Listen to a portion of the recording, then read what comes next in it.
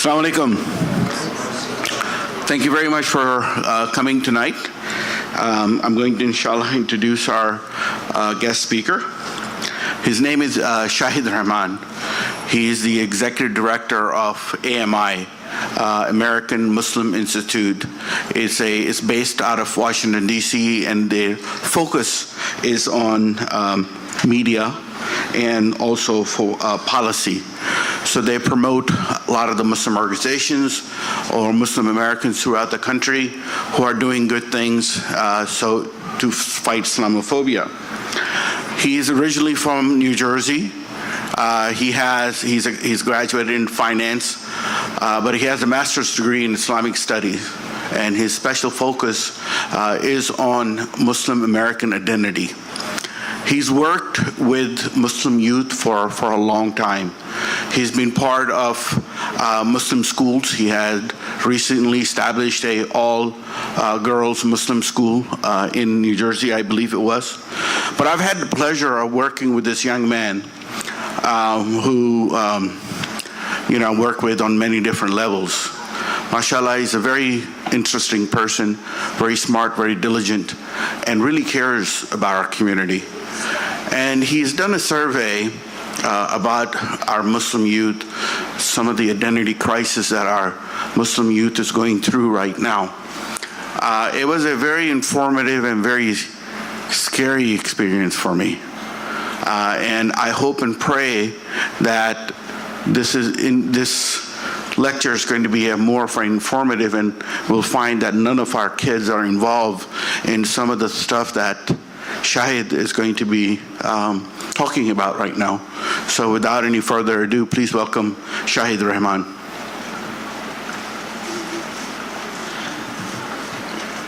Assalamu alaikum, everybody. Thank you so much, Rafi Bhai. I really appreciate the opportunity to be here today and to speak to your community. As Rafi Bhai mentioned, I moved here from New Jersey not too long ago. It's been about 15 months. And as you also mentioned, my master's degree is on Islamic studies, but with a focus on Muslim millennial identity. I wanted to really see how the election, the current election cycle, had an effect, or if any effect, on your children growing up here. And beyond just my academic background, I think, as Rafi Bhai mentioned, I have been working with young people throughout the country over the last almost 10 years. So I bring together a lot of my academic background, but practical experience. A lot of the things you'll see here today, maybe you are not surprised, or maybe you'll be shocked. But more than that, I hope that whatever problems that we do come across, we can also solve together. That's my hope. Rafi Bhai has mentioned that we'll go till about 7:15. We might finish earlier, and then if there's any question and answers, I'll be here. So again, my academic focus has been on religious identity. How do we as people maintain a sort of identity? If we ask Rafi Bhai, what is your identity? He might say, I'm Pakistani, I'm an American, I'm a Muslim, I'm a man, I'm in my mid-60s. All of these things go into having an identity. Mid-70s. But what is intrinsic to having a Muslim identity is you cannot take away identity of Islam without connecting it with responsibility. So how do you live your faith? You can only live that faith through living certain actions. So hopefully over the course of the next 45 minutes, I'll demonstrate some of that. So I want to give you a little bit about the background as far as Muslim Americans are concerned in this country. I want to also talk about the issues that they're facing, why they're facing these issues. I'll look at specific case studies of other groups that are minorities in this country. And finally, I'll talk about some of the solutions. So first and foremost, why should we care?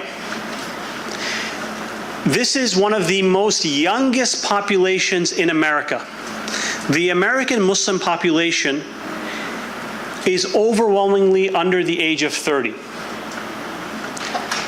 So you see the people here in this room, they are not necessarily representative of the Muslim American community today. 52% are under the age of 30. So if you really want to see what the future of this community is going to be, take a look at some of the challenges they're facing today. For those of you, I'd like to share some very interesting things as I'm going along. Many of you know that the history of Islam in America is very long. We know that, for example, Africans were brought here against their will, and most of them, or a great percentage of them, maybe 25% were Muslim. We also know one of the oldest mosques in America was established in the 1870s in Chicago by the Ottomans. And in 1910s and 1930s, more mosques were established in this country, but they have all followed a certain trend. Over time, you had a population that was growing, people were having children, but over time, their connection to their religion decreased. This was a recent poll done in 2018 by Gallup, looking at people that are leaving their faith, coming into faith. It was not necessarily specific to Muslims, but these are the respondents that were Muslim and that responded. This is from 2018, and it found that 24% of adults are leaving Islam in America, 24%. So when you internalize that, yes, we hear a lot of things on the news or in our community about Muslims are growing. They're the fastest growing religion. We have lots of converts. But at the same time, we are hemorrhaging a lot of the people that are already part of our group. And these are just some of the reasons that people gave as to why they have left the faith. So, quarter have an issue with the religion in general. Only 2% are saying it's family issues. I suspect if they drill down a little bit deeper, it's more about family issues than other things. Yes, so young adults are leaving. How are our kids doing? So these are actually surveys done in 2012, 2013, again, pulling from two different sources. One is from Gallup, and the second is FYI, Family Youth Institute. They're a Michigan-based think tank. And they were looking at Muslim college students' behaviors. This is specific to college students. And this is from 6 years ago. So more than almost 50% of them, I don't want to read some of these things, but it's a very high percentage that are engaged in many risky behaviors. And I think if you have students, children that are in college age, if they are willing to engage in a conversation with you in a non-judgmental fashion, ask them, do you think this is realistic? Do you think this is not true? And I suspect many of them will tell you that it's more than likely it is like this. And if you think that if you take your kid to a different type of school, you're going to get a different result, you're wrong. 2 days ago, I was with the president of ISNA's education group.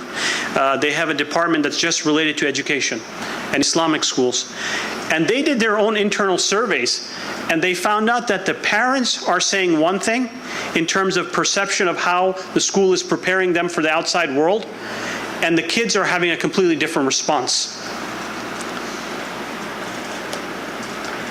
Those of you, I just wanted to bring this to your attention. In the last, again, 10 years, this has changed quite a bit. You see that everyone has a cell phone these days. A survey done, I think, in 2014 looked at high school students and on average how many text messages they were sending, and it was close to 4,000 a month. And that was 5-6 years ago. And that was just high school students. So we're seeing an issue, again, of more and more people addicted to their phones. These issues that I'm describing, they're not necessarily only for the Muslim community. We are living in a society, and at large, we're facing a lot of these challenges. So I think whatever solutions we talk about today, we also have to talk about in context to America. And not just being solutions for Muslims, but also being solutions for everybody.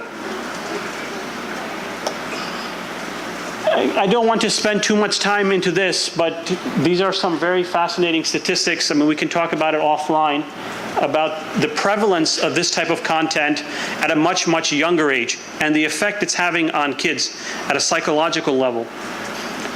One of the most interesting things, a psychologist recently said that your cell phone and the things that you see on your cell phone is more addictive than heroin. The average screen time for a kid is 6 hours a day. So if you have a problem with your kids, or they're not behaving, or they're driving in the car on a road trip, oftentimes what we find ourselves doing is giving them a cell phone and an iPad or a device and trying to solve these problems. But in the long term, the implications are really disastrous for these kids. This generation, you are seeing a much shorter memory. So how many of you, I mean, we are older, we know everybody's, we used to memorize everybody's cell phone numbers or home numbers. And today, I think if I have to call my mom, I don't think I know her cell phone number, to be honest. And I think it's the case with a lot of people. So you're seeing a generation that is being raised today, and this is statistically the fact, where their memory is not the same as their parents. Their IQs are not the same as their parents. Their ability to handle stress is not the same as parents. You're seeing more and more issues of depression and suicide, not just in Muslim community, but in general, things we did not see before. And the ability to socialize. I mean, when we were growing up as children, we used to play outside.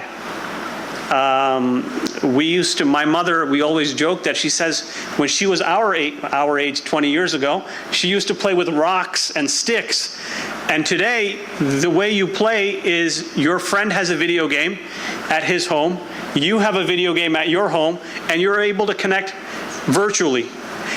And the ability to have human interactions over time dissipates. And then you don't know how to live real life, because when you have a real job, you have no idea how to interact with your boss. So, yes, these are some of the challenges. But now I want to look at why we have these challenges as Muslims. So when you look at identity formation, so how do I know who I am as a person? Oftentimes, what we do is, as Muslims, or as people of faith, we will tell children, this is the holy book, this is the Quran. Here is what it says about drinking. Here is what it says about promiscuity. Here is what it says about A, B, and C. Here is all of the information you need. We are just filling them with information. But information doesn't translate into practice, into a social context. Let me give you an example. How many of you have kids that are learning how to drive? Nobody. Oh, 1, 2, 3, there you go. When you teach your kids how to drive, you don't tell them, here is the driving manual, read the driving manual, I will teach you the driving manual, now here are the keys. What happens? You have an accident. But the way we are trying to transfer faith or religious identity to kids is by telling them, here is the knowledge, go apply it. So without practice in context, it's very difficult. Once it's practiced in context, it can be internalized. It becomes like martial arts. So those of you that know, in martial arts, you have to practice a move again and again and again until it becomes second nature. Until you practice something so many times, if it's not part of your nature, you haven't internalized it. Once it's internalized, it becomes part of your identity. But simply saying, I am Muslim, it's a good start, but it's not enough. So what's the problem with a lot of the parenting for Muslim communities specifically, especially because most of the Muslims in America are immigrants. More than 60% are from foreign countries. Oftentimes what we find is the parenting method that we have adopted has been copied and pasted from perhaps how our parents raised us overseas. And this is like the watermelon farmer. In the world, The best watermelons, you are getting them from Brazil. And you take the same watermelon farmer, he takes his seeds, he goes to Siberia, and he sees that there are no watermelon growing. And he says, what's wrong with these seeds? So sometimes we have taken our seeds, we have come to this country, and the soil is very, very different, and we're not getting the same results. In our home countries, we were like people, fish in the water. So everywhere you look, at the end of the day, it doesn't matter because you still hear the azan maybe 5 times a day. And you're fish in the water. So there's always a reference point, but we don't have that same thing here today. So how do kids get confused? Or how do they begin to develop identity crises? And I'll share a little bit about myself, only because I think it helps formulate a lot of the story. So yes, as Rafi Bhai mentioned, I'm originally from New Jersey, by way of Bangladesh. But I lived in a town that is 99.9% Italian. And I'm the 0.1 that is not Italian. Oftentimes I joke that it's only after 9/11 I realized, oh man, I'm not white. And so you're growing up in this country. Again, during 9/11, I was in high school, so I kind of gave away my age. You see yourself in a certain way in context to other people. So your parents are telling you one thing, and society is telling you something else. And as you see more and more of these different opinions, attitudes, again and again, a young person begins to have more and more psychological issues. Let me give you one example. In Islam, we are very, very strong about shame. So we tell our children that when you change your clothes, you go to your room, you close the door, because we value shame. They go to the gym, true story. My friends go to the gym in America, I don't mean in school, and everybody is showering in front of everybody. Or even in the gym in school, everybody's changing in front of everybody. So the value that they were taught by their parents, which is shame, they're learning the exact opposite from the overall environment. In the beginning, a kid is embarrassed. He thinks that, okay, there might be something wrong with me. Over time, he begins to see something wrong with his parents. He sees the value of shame. Oh man, these people don't know what they're talking about. But it's gradual, and it happens over time. So as they hear more and more different things, I'll give you another example. Many of the people here, especially if you are older and you were born in a different country, perhaps you have gotten married in a fashion that's arranged. Perhaps How I Met Your Mother, if you've seen the TV show, was literally on the wedding. But the generation that has grown up here, for those of you that have heard of that show, How I Met Your Mother, one of the most popular TV shows for many, many years, one of the protagonists, I think, braggingly mentions that he has been with 200-300 different women. And the show is called How I Met Your Mother. So our story of How I Met Your Mother is, okay, it might have been completely arranged, and then you have the extreme example which they're seeing here. And over time they're seeing, man, what are my parents doing? Again, slow but gradual process. And these things are challenging Muslim youth so much that amongst other immigrant groups, they are #1 in terms of acculturation stress. That means there is a certain pressure that they have. When they're hearing one thing from their parents and when they're hearing something else from society and things have to change over time, they feel a lot of tension in themselves, mentally. How am I supposed to reconcile what my parents are saying with what Netflix and falling in love and school and the mosque and everyone else is saying? So this is what we really think is happening. We think that the parents are telling their kids something, and society and the other parents and television and internet, it's telling the same thing, but when in reality, it's the exact opposite. So here are two great case studies I just wanted to share with you about early Muslims that have come to America. This is one of the oldest mosques that are still around today, established in 1917 in Brooklyn by Polish Tatars. The community came very, very large numbers. There's actually a book written about them. There is a picture from 1940s about these Polish Tatars. In 2010, there was an Eid prayer that the Polish Tatars had. 6 people came to Eid namaz. 6. There were 3 couples, husbands and wives. 3 husbands and 3 of their wives. And everybody's in their 60s. And Albanians are also, they came to this country, they are Muslim, the groups that came very, very early on, 1913, 1917, they established mosques in Connecticut. And what happened, you know, today, the reference point, the reason we know that there are so many Muslims, especially the ones that came from Chicago, Ottomans in the 1900s, because we see the gravestones and we see these Ellis Island, what are those, passports, or, you know, the Ellis Island cards?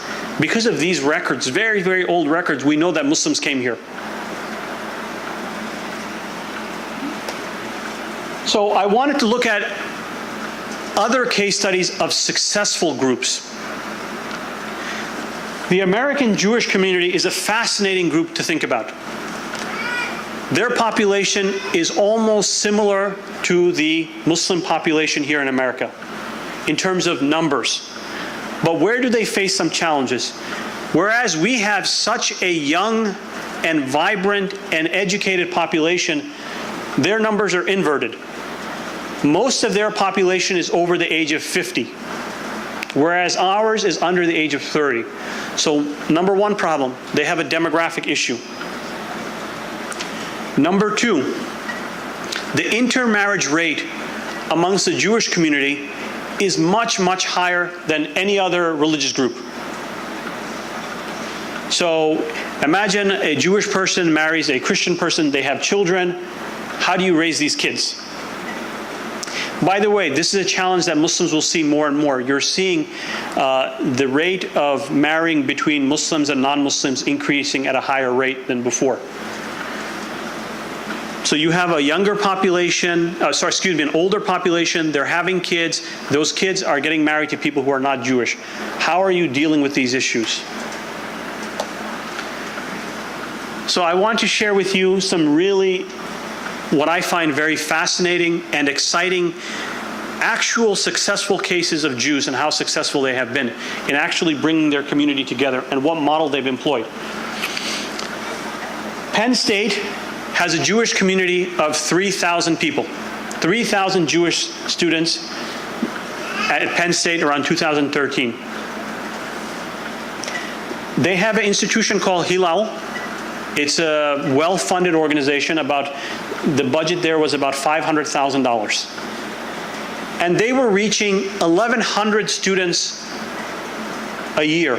So imagine 1,100 out of 3,000.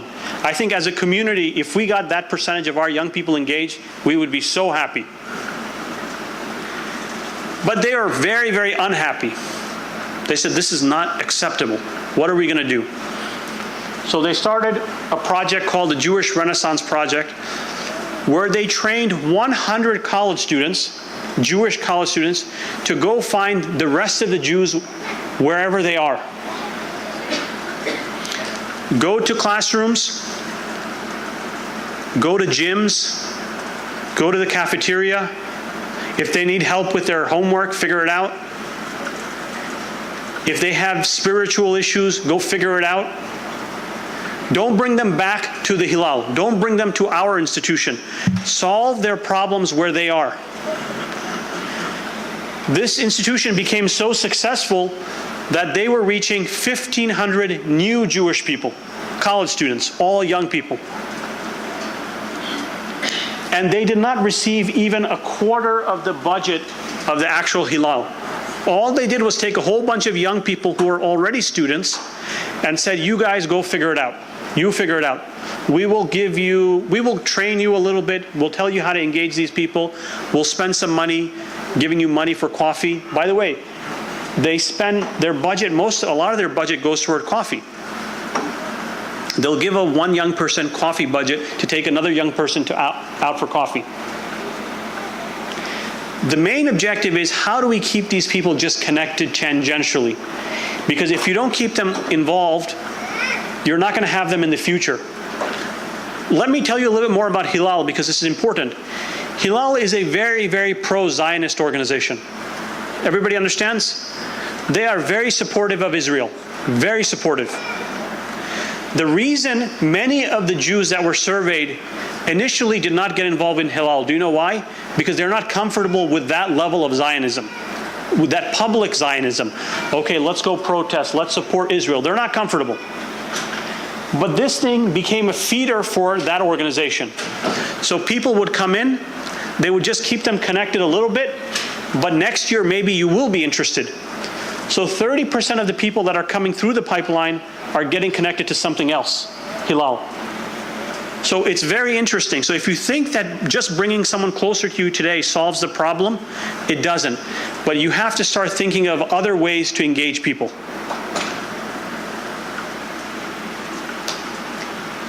So how do we deal with some of the issues that we face? I mean, what do we do? I think one thing is to think about, remember in the beginning I mentioned that you cannot take away religious identity without responsibility. Very, very important. You cannot have identity without responsibility as Muslims. So what I'm telling you is to think about different ways to connect these types of things that your young people are interested in, connected with Islam, connected with being Muslim. So let me give you an example. Sports, I think it's up here somewhere. Maybe it's not. It's not. Our Prophet ﷺ says that the strong believer is better than the weak believer, right? Which means you should be active. You should not be out of shape like myself and Rafi Bhai.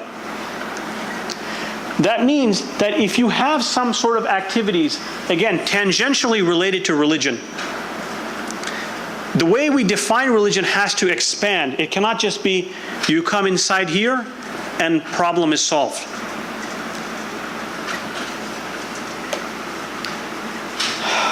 So this is actually teenage psychology. So you have social attitudes which dictate religiosity. Religiosity means, how can we define religiosity? Let me think about this a little bit more. I'll come back to it. It then translates into a commitment. The more religious you are, let's use that term very loosely right now. The more committed you are. The more committed you are, then it becomes part of your identity. So yes, I am Muslim, but it's not apparent in who I am. It's not apparent in my commitment. Then is it really part of my identity? It is, but it's not at the core of it. How do you build this kind of religiosity? You have to give them responsibility, young people. How do you give them responsibility? You have to give them some sort of project. What kind of project? Something related to something that they're passionate about. And it has to have a purpose. Without purpose, there is no purpose. I want to also give some examples of the roles and responsibility Muslim young people had in shaping the faith. So here is the name of a whole bunch of Sahaba and their contributions to Islam. One of the imams here in Virginia gave a khutbah recently, maybe 6-7 months ago, about the average age of the Sahaba, the first 20. And he said the average age was about 19 years old. So this Islam, that responsibility and burden that we are all carrying and sharing, it was carried by young people. That responsibility was carried by young people. Because they had responsibility, it was part of their identity. So those of you that know, the first person to go to Medina was a 16-year-old. He went Our Prophet sent him to understand what is the condition of Medina before we make hijrah. So think about something today. How much responsibility are we giving to a 16-year-old? I was on the phone on my way here. I was talking to my uncle. I have a cousin. He's 24 years old, and my uncle's saying he is a baby. He's not an adult. Nothing he says, you can't do anything with him. It doesn't count. So how much responsibility are we shifting on these people is really the issue at hand. Because we're not allowing people to feel like they're part of us. In my master's thesis, I looked at the role of the election of Donald Trump on Muslim young people. Young people are so excited they want to do something, Muslim young people. But there is no institution to feed the energy of our generation. And I'll share just one very high-level view of why I believe that to be the case. The first statistic I shared with you was most of the young people in our community are under the age of 30. But when you see the institution, is that reflected at the decision-making? More often than not, it's not. So how can the people that serve the people understand the people? How can they truly understand what they are serving? Because if I'm in my 30s, I can tell you what someone in their 30s needs. Professional guidance, career coaching. I'm interested in the next step of my career. But how can you understand the mind of someone who is younger? Imam Ali and even Sun Tzu, who wrote The Art of War, they made a very interesting comment. You cannot solve the problems of today with the tools of yesterday.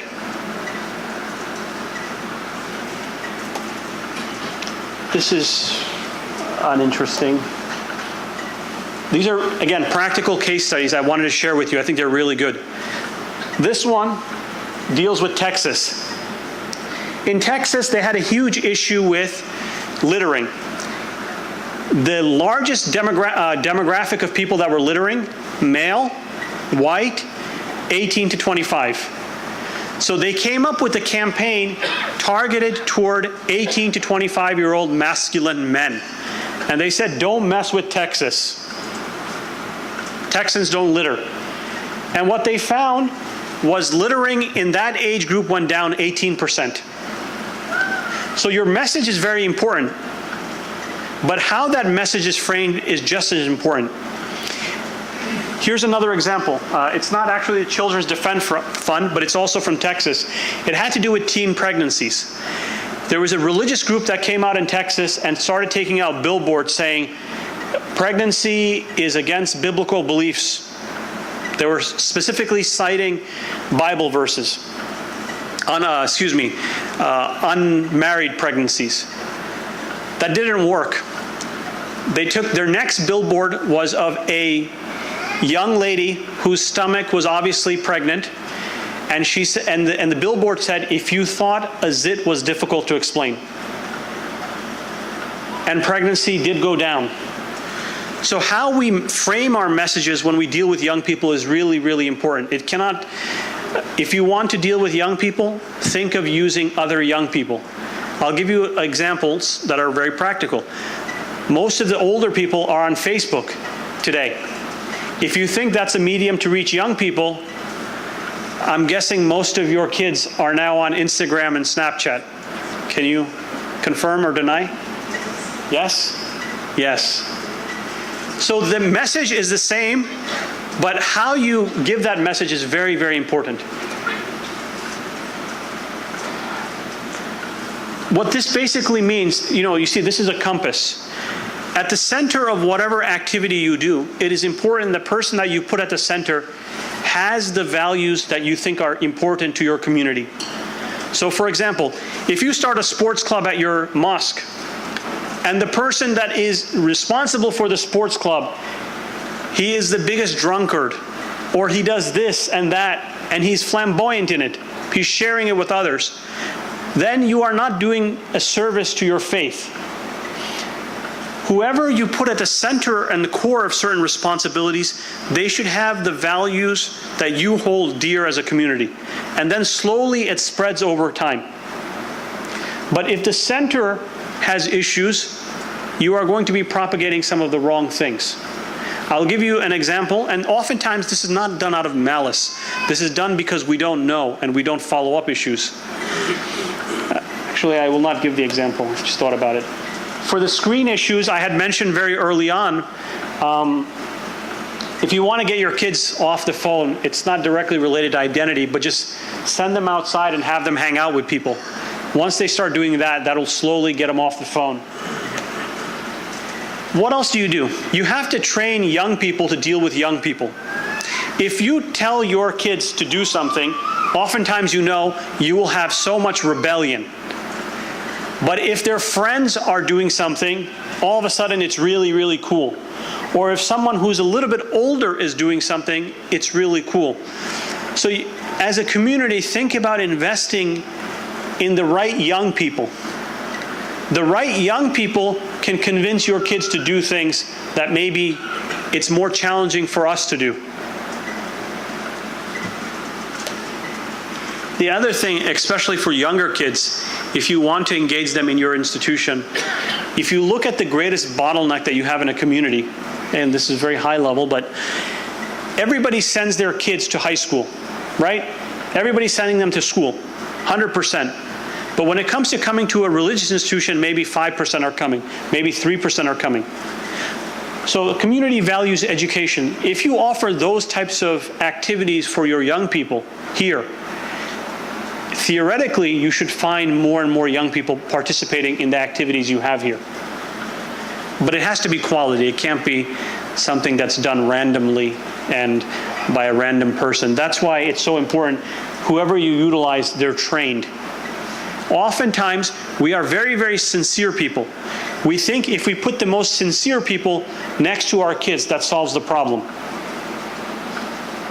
So I know that Rafi Bhai is very sincere, but if I have a cold or a fever, I am not going to call Rafi Bhai because he is the most sincere. You're going to call the right person with the right skill sets.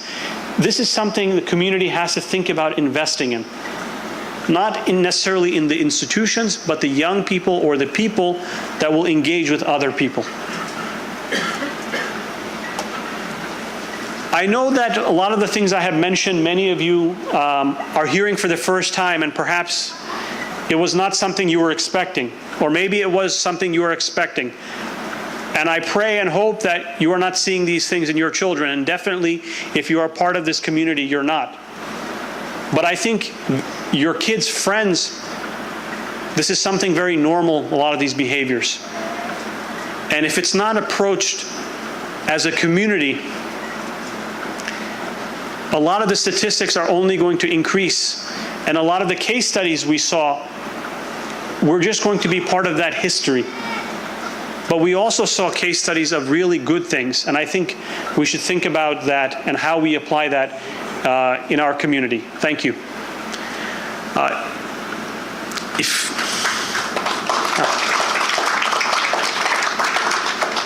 So I think questions? So, yeah.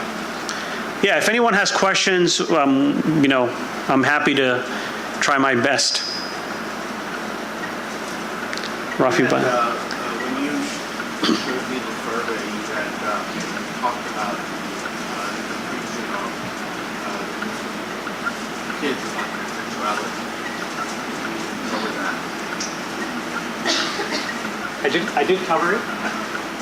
So Rafi Bhai is asking about promiscuity, I think out of respect. I don't want to say anything. I mean, the statistics are there. It's like 50% of college students, Muslim, are engaged in this kind of thing.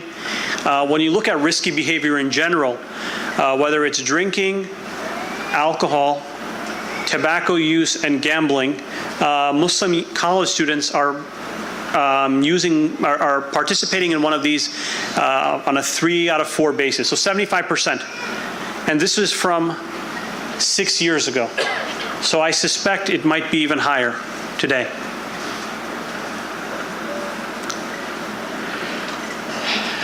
So how do you counter this? What is the remedy for this? What's the remedy? Okay, so the question was, what's the remedy? So I think one of the remedies is you need to, if you want to solve the problem of young people, Let me tell you a very quick story. Once upon a time, there was a young man. He was playing on the roof of a house. And the people were really scared. They said, please come down. You're going to get hurt. The more they told him, the more he got closer to the ledge. So they brought the wise ruler. The wise ruler, he laughed and he said, okay, bring me another kid. And the other kid came. He said, here are some dates. You go there and tell your friend to come and play. The other kid went, offered him dates, said, let's go play. That ruler was Hazrat Ali. And what Hazrat Ali is showing us when he was Khalifa, what he was showing us was if you want to solve the problem of young people, put another young person in front of them. So I'm sure your community, every community has really good young people. We have to invest in those young people. Number one, train them. Yes, they are good people, but give them a little bit of tools on how to be better. And then put them in positions to interact with other young people. If you think that I can reach out to young people or Rafi Bhai can reach out to young people, you're mistaken. So one is find those right young people, empower those young people, give them tools, and start allowing them to create projects based on their interests, whatever it is. Because if someone who is in their 20s creates a project, they will attract people in their 20s. Let me give you a political example, because I know Rafi Bhai is very much engaged in these things. You had recently a young man made history here. He's a 27-year-old. Maybe you know Ibrahim Samira. Maybe you know he was elected in the state recently. He's only 27. Everybody around him was young. All of his volunteers, young people. Why? Because they saw someone young who was speaking their language. Those of you that know Abrar, I don't know if you know Dr. Omesh's daughter. She's 23 years old. If you look at all of the people around her, they're all young. Whether they're in college or I think the oldest guy there is maybe 26 or 27. So we have the right people. If those right people are in positions, they will attract normally. Our responsibility should be to open up the pathway of other young people, which means oftentimes putting money there. If you're a college student, I don't know, do we have college students in the room? Oh. Asad Bhai is planning to go to college again. Oftentimes, as a young college student, really the only things you really care about are maybe two things: money for books and money for food. Sorry? Housing, is that? Well, yeah, okay, housing too, perhaps. If you can take care of some pocket money for these kids, they will be with you, and that's not expensive. Yeah. So you talked about the Jewish model earlier, and you compared it to the Muslim models, and you said most of our population is less than 31. How is the marriage among this population? Muslims? Yeah, Muslims. Repeat the question again. So the question was, what is the Muslim marriage? Yeah. Are they marrying outside their faith? Or do they get married? So, younger? Yeah, the younger. Yes, yes. I think as a general rule, the average age of marriage all across society is getting higher and higher. I don't know if it's independent to Muslims. I'm sure they're getting married later in life. So you don't have any statistics? I don't have specific statistics on that. Is that a question, young lady? Yes. Islam.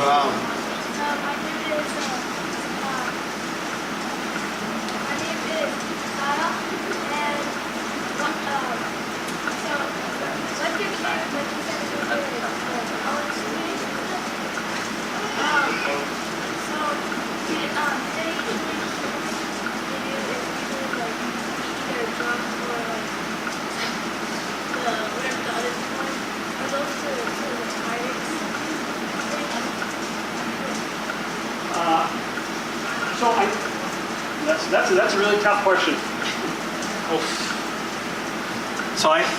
So I want to say, before even answering that question, Muslim American young people, college students, they're doing really well in college. They're studying very hard. I think the question had to do with our most, perhaps I misunderstood, are they mostly engaged in college students engaged in certain behaviors that are perhaps inappropriate? Fair? First thing I want to say is they're doing really, really well academically. They're doing phenomenal, and I suspect that will continue. In terms of their behaviors, overall they are really, really good people. They're doing good things. They're contributing to society. I hope that helps. Yeah, yes. I'm so sorry, I could not hear you.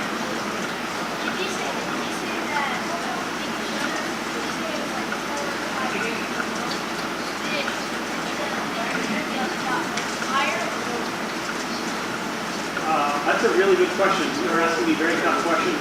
I suspect it's, yeah, I can't answer that, I don't know. Let's talk offline. Ask me easier questions, please. Yes. I'm sorry, this is the first part of the speech, but the risky behaviors that we see in young kids, college, do you think the inexperience really has something to do with it because they haven't experienced it? And what if I do this? How would that feel? Something to do like that?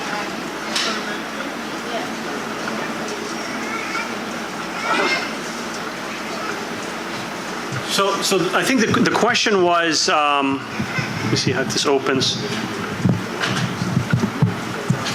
So the question was, why do we think that the number, why are Muslim kids engaged in certain behaviors, risky behaviors? So one of it is obviously, like you've mentioned, experimentation. Yeah, everybody wants to try something new. But I think more than that, it's because of peer pressure. I think peer pressure plays such a role, both positive and negative role in the lives of people, right? So for example, if you have a young Muslim group here, like a YM or some sort of group that brings in their friends and they have pizza every Friday night, that is more likely than not to attract people. It's positive pressure. And the other side of that is, if everybody is doing a certain behavior and you're the odd person out, it's too much pressure more often than not for kids. You said the Jewish people went out and sent young people out. Yes. Is it possible, when I was in England, I grew up in England, and I used to run a youth centre, Yes. which was an old school out. Pull out. Which way, buddy? Mike, can you help me? Sure. You go ahead. Go ahead. Might be easier. Sorry. Go ahead.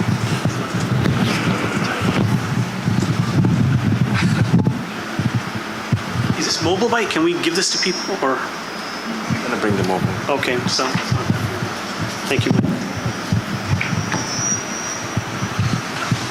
Yeah, you mentioned that the Jewish community sent out young people to reach out to other young Jewish youngsters. In England, I'm so sorry for complicating things, guys. all right. In England, there was, I used to run a youth center. I'll try, I don't know what the problem is here. Maybe I'll stand up. Okay, all right. It's working. It was an old school that closed down. And we had a big hall in the middle, and on the perimeter we had so many different rooms. And the youth center was, for us, the Muslims, it was Friday, Saturday, Sunday evenings, between 7 and 10. And for the white kids, Pakistani was separate. The English kids used to have it during the week. So the building was shared. But because there was so much offered there, we used to have 2 table tennis tables in one room. We used to have a full snooker table in a different room. We used to have loose weight training room where loose weights were there, you could, just like a gym. We used to have one room with 2 pool tables. We used to have a cafeteria. We used to have one room with just mats that people could use for different things. The hall in the middle was used for basketball. It was also used for badminton at other times. And on other occasions, indoor five-a-side soccer. On the outside, we were blessed. We were blessed because we had lighted area on gravel, where I organized a five-a-side league. And we had 12 teams from locality taking part in it. When it was prayer time, we prayed. We regularly had people come in and talk about the deen. So it was like, kids were really motivated. We used to have really large numbers. I had 6 people working for me.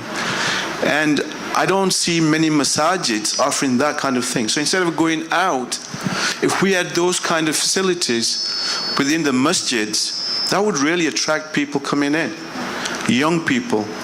And you know, there's time to play, and I used to coordinate youths here, and our motto was, first we pray, then we play. And if we could, you know, have something like that in masajids, that could be one of the ways we could attract young people coming in and offer them something that they're not receiving at the moment. So I think the brother makes a very good point. If you look at the prophetic model of the mosque, you see that our prophet, he did everything there. The learning was there. Outside of the mosque, you had the weddings. You had the actual prayers. And we know all of this from different hadiths that, for example, the kids are doing wrestling outside. So like the brother's mentioning, he is correct. In this country, we have an issue. We have 2,000 mosques in this country. We have 200 Islamic schools. And you can count on both of my hands, maybe one hand, how many facilities you have that have what you're describing. In the absence of facilities, we are racing against time. We can attempt to build the facilities, which we're really way behind on, but we should. We have to. But in the interim, we have to catch the young people we are losing right now. We have to think about how to capture those people, because I can maybe think of only 10 institutions in all of America that have what you're describing. 10, but we have over 2,000 mosques. You are right. In the long term, we have to get there. In the short term, what do we have in our hands? We have very young, talented people. We have to find different ways to activate them. That being said, there will always be a population that is tangentially Muslim, that it'll be very hard, even with all of these activities, to get them inside the mosque. Maybe impossible. But we still have to find ways to engage them, because they're still part of us. And I want to address how the Jewish community has dealt with that in the last 2 years just in Washington, D.C. Over the last 5 years, you know, Friday nights, Jewish community has Sabbath dinner. Over the last 5 years, they saw steady numbers at their synagogues throughout D.C. This year, they changed the model. They said, you know what? We will give you money to host a Sabbath dinner at your house. What they found was overall, inside the synagogues, it went down, but overall Jewish participation spiked by 15%. That's huge. So we have to find new ways to reach new people. There are people that we see around us, and we become accustomed to the fact that these are the people around us, and that this is representative of the community. But when you go to Eid prayer, you see 50-fold. And imagine the people that are probably not coming to Eid prayer, because I can tell you in my own household, probably half of the men attend and don't attend, despite the fact whatever my background might be. Yeah, yes? This is a two-part question. Okay, you can hear me, right? Everybody can hear me, okay. Yes, this is based on your earlier statistics. there is this false belief or misunderstanding that Christians allow use of alcohol and the eating of pork. Could that be a temptation for our youth, for the draining population of the Muslim youth, the young people in Islam, going because of their tempted away to drinking alcohol and eating pork because they say Christians allow it, which is not true. The second part is that we see a massive display of wealth, money, by Jews and Christians, and somebody willing millions to the church or church community. Is that also a temptation for our youth to move away to those religions? So the question, everybody heard the question, right? So I think I want to address the first thing about their religious beliefs motivating people in a certain way, motivating maybe Muslims to go in that way. Overall, in America, it's a very interesting statistic. You have in college, 90% of college students in America, more than 90%, believe in a higher power, believe in spirituality, believe these things, believe that there is something beyond them, they are missing something in their souls. Only 35% believe in organized religion. So I don't think it's because of Christian or Jew. I think overall, religion is not speaking to the souls of our people. That is something we have to talk about, think about, reflect about a lot and a lot and a lot. Your second question, and I cannot remember the second question, I'm so sorry. Wealth. Jews and Christians tempting our youth. Yeah, so is it wealth that is tempting the people? I want to share something about this case study, about the Jews again. Oftentimes we are saying it is because of that wealth they're able to attract their youngsters. The organization that I mentioned, for 5 years, they did not have a real office. They had a proof of concept. They saw that they were reaching young people. The community saw it. And then in the 6th year, the community spent money and bought them a building in DuPont Circle. Okay, if you know anything, that's a lot of money. But before that, their community did not spend money. They wanted to see what we could do with limited resources. Do I think that it is a factor? I think it's nominal. I think people are looking for other things and other ways to solve the problems. If you show something that is successful, people will throw money behind it. I know Rafi Bhai, for example, and I get along very well. He knows a lot about me. If I always tell him that I'm very, very reluctant to invest in establishing more mosques in America. Maybe in Islamic schools, I am much more willing to invest in schools, in education. Because as a form of, we're looking for solutions for our kids. That's how I see it. Yeah. Can I offer this to you?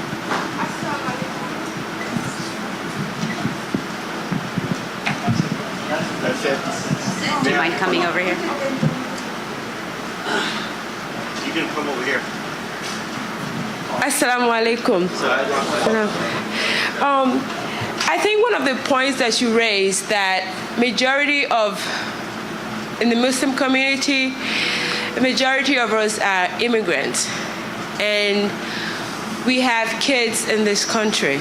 And I also came here when I was young, and obviously I still have my background. Like, you have the idea, you have a watermelon in another country, you take it somewhere else, it's a different soil, it's not going to grow the same way. And what happens is, when we migrate here, we ourselves as parents are trying to adjust to this society. We are also facing that challenge as parents. And then when we come here, we have children, so basically juggling, okay, I was raised this way, and that's basically one of the major challenges that we face. And I want to ask you a question. Maybe more counseling for mothers will help. You know, more counseling for parents, like and better understanding what is being done in the American school, because majority of us are having sending our kids to the Americans, and we don't have no clue what they're telling them and how they're teaching them. So our kids, they stay home and they're taking all these rules. You got to do this and do that and do this. And once they pop out and they go to college, wow, I'm free. I can do, you know. And I think that's where I think maybe more counseling is going to help.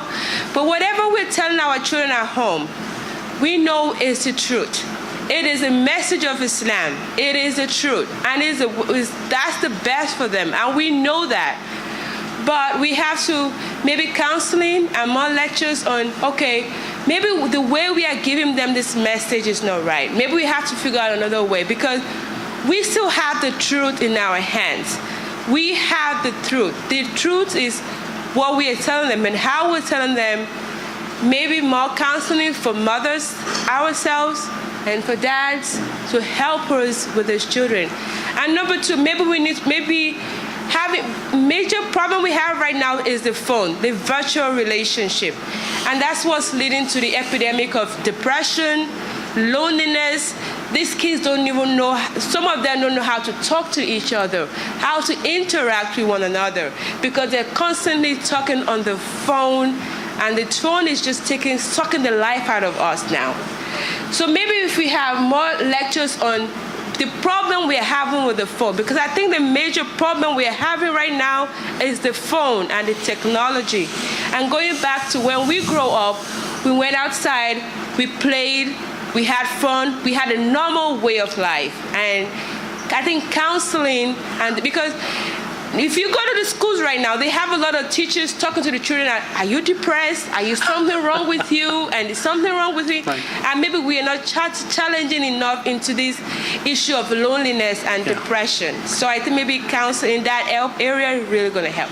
So I think that's a really, really difficult thing that you're asking, and I'll comment whatever I can. And the challenge that you're describing, by the way, is a challenge that, irrespective of where you are socioeconomically, where you are as an immigrant versus non-immigrant, where you are as educated versus uneducated, it's across the board. Recently, one of my friends came to visit. I told Rafi Bhai, Dr. Saiful Islam. He came from UC Davis, California, and he was given the most prestigious science honor you can get. He's originally from Bangladesh, for those of you. Isan Bhai, where do you go? So he's originally from Bangladesh, so I'm also very great news. He called me a couple of years ago. He said, Bhai, my 13-year-old son, his friend has two mothers. How do I deal with this? I said, Bhai, you're on your own. I'm sorry. These challenges, we're seeing it more and more. But our religion is inherently a religion focused on being part of a jamaat, being part of a group. You want to solve a problem? This is not just your problem. This is a collective problem that everybody's seeing in everybody's homes. So the community should be responsible for providing these types of resources that you're describing. I think what I see as a big difference between my generation, I don't think it's just a phone. For example, I was raised with my grandparents. And I think that played a huge role, at least for me, and I was very fortunate. Both of my parents were working, but my grandparents did a tremendous job in playing a role in raising me. So for that, I am very eternally grateful.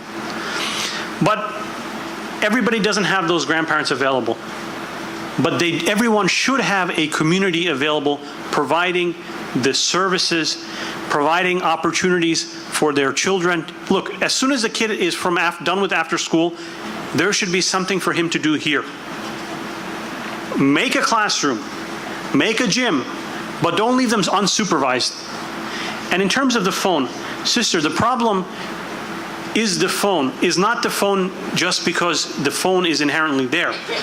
The phone has become the problem because the things are spreading at a faster rate. So before these behaviors existed, it's not that they did not exist, but today the phone is just exacerbating the speed at which everything goes. So now I have to put my dinner on Instagram. Why?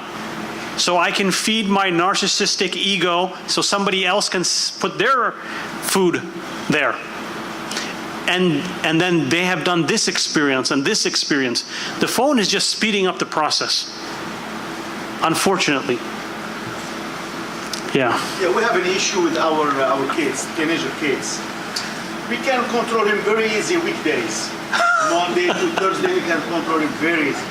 I have 4 of them, 4 teenagers. But on Friday, I cannot find any one of them. They're all out running out around the houses, around people, friends, stuff.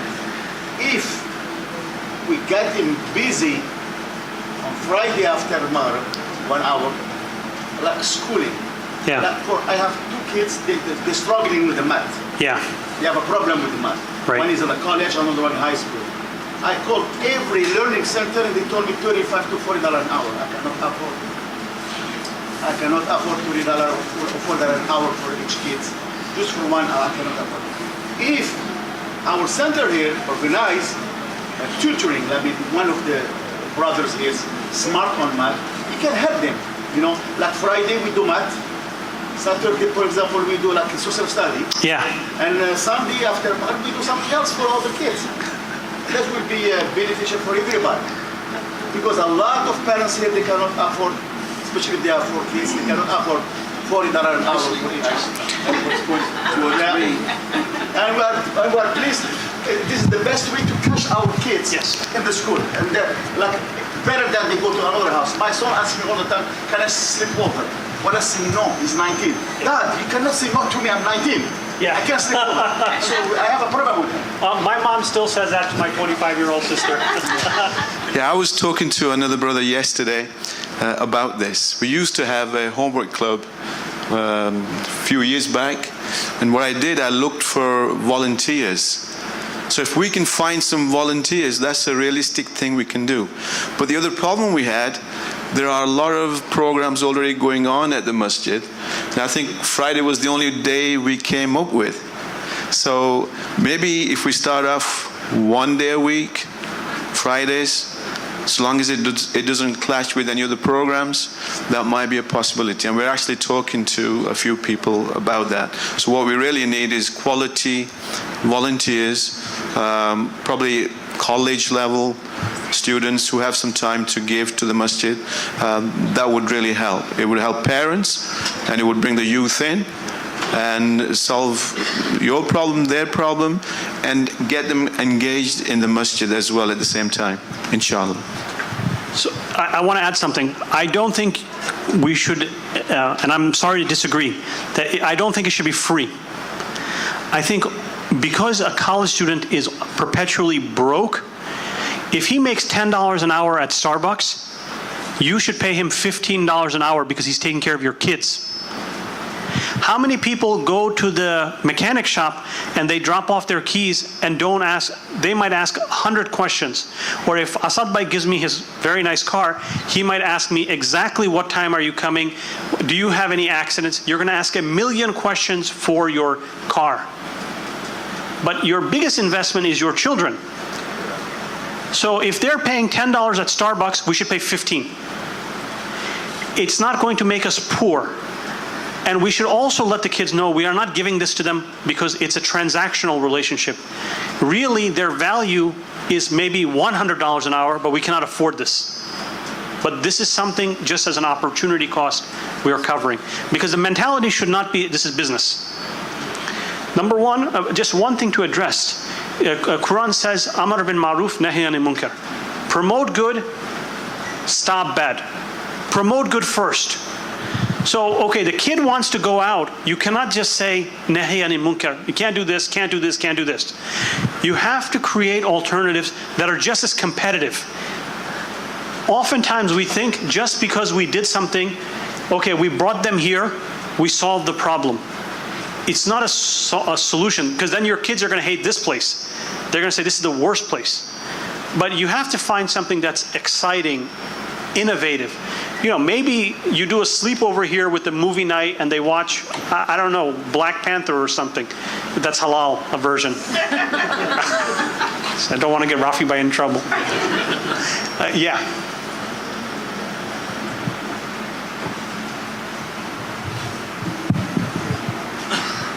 Jazakallah khair. Came a little bit late, so I missed some of the what you said. I have many thoughts in my mind. So, if I want to take your lecture and dissect everything or cut it to pieces and make it as simple, easy bites for my kids, how can we start that? Because to be very honest with you, and I'm not a regular prayer, and I'm not here to offend any of you mentioned movie night. Now we have, our children we're losing them for atheism, and we're still some brothers talking about, akhi, you can't put perfume, we have fatwa that says such and such, or we can't do movie night. So for them, as a father of 3 children, coming to the masjid is something very boring, to be very honest. And what we do, we force them, and we come to Jum'ah prayer, and of course it's my fault, but then the small masjid that doesn't have more than 30 prayers will say, we have 2 million project to expand the masjid, but we don't have a programs, real programs. It's old school translation of Quran and Hadith, and I'm sorry, I know I'm offending some people, but background, I memorize Quran and I care about my kids, but coming to the masjid is something, it's not fun for them. The language, khutbatul Jumu'ah, to be very honest with you, I prefer to watch YouTube. I'm being very honest. We need something similar to that, so our kids are attracted to it, we are attracted to it, and then we have the energy to start. I'm sorry, I'm not lecturing. I'm just saying, I swear I'm probably the worst here. I don't even attend. Many people even don't know me. But I really want to change, and I want my kids to change. But what you're saying today is something different. And we need a lot of lectures. And for me, I was debating, should I go? Is it going to be one of these boring lectures? But I trust Brother Rafi said, please come. Please. Seriously. Thank you for coming. No, I'm serious. Please, there's something that will be interesting. So, I'm not here, wallahi, to, again, I apologize, but I'm just saying, we all have energy, but I think we need to change first. But then how can I take this and be part of your project and then give back to our children so are kind of attracted to the masjid again? Because they're not. And then we are losing them, and we're busy, as Sister said, most of us are immigrants and we're making living, very busy, so our identity is in jeopardy, and then now we have our children, so we're overwhelmed. So again, if we can take something from that and the masjid to do more and more programs, I think that will be 10 times better than the old school lectures that have no value. So I'll just address that very quickly before giving the microphone to Ali. I think the brother is, I also do not want to offend anybody, but he has many, many valid points. I think first and foremost, we have to think very long and hard. This is a lot of self-reflection about what do we want as a community and what are our acceptable limits.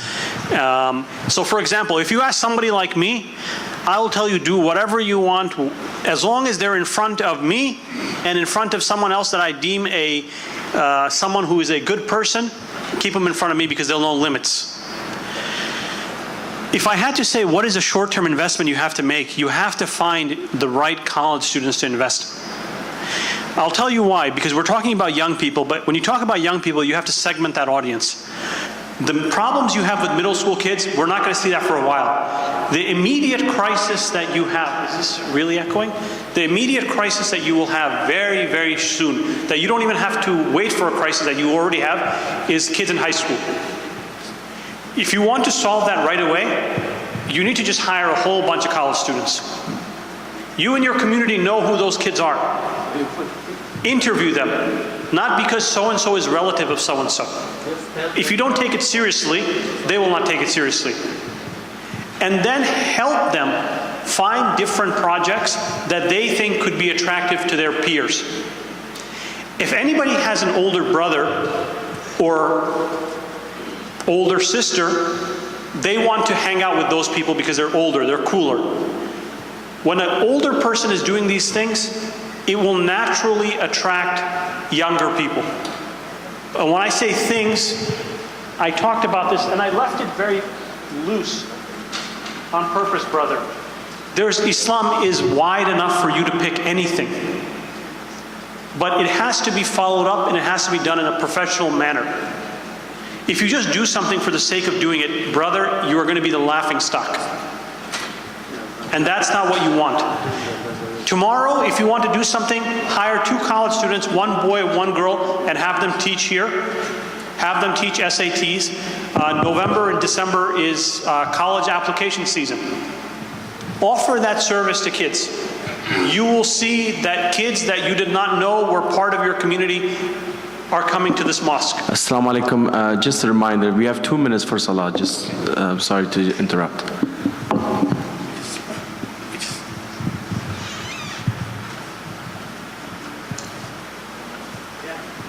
Assalamu alaikum. So we heard a lot of, we got a lot of good information and we heard a lot of good questions.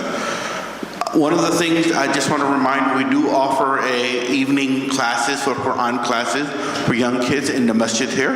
It is from Monday to Thursday, every day, from Monday to Thursday. But we heard a lot of good concerns and a lot of good ideas. But where we lack is the human resources, okay? So, mashallah, we got a lot of good ideas. We need people to come forward, and if you want to help, we can create a team who can come up with ideas. Alhamdulillah, we're in the process of hiring a young imam, which inshallah I think is going to be a very good tool for all of us, where our kids will be able to relate to them. We had a youth, we do have a youth coordinator, but the problem was that there was one class group of, I guess they started when they were in a middle school, and they all were doing a lot of activities. We did have movie nights. We had a lot of the activities that we discussed. But those kids, they graduated school, now they're in college and they are busy with their lives. So we can tap into some of those youth who have a good base and everything. But we need parents' involvement, okay? Parents can say, okay, I will devote X amount of time in a week basis. So if anyone is interested, please come and talk to me and we'll see how we can move forward, inshallah, to make this place a better place for all of our kids, inshallah. Assalamu alaikum.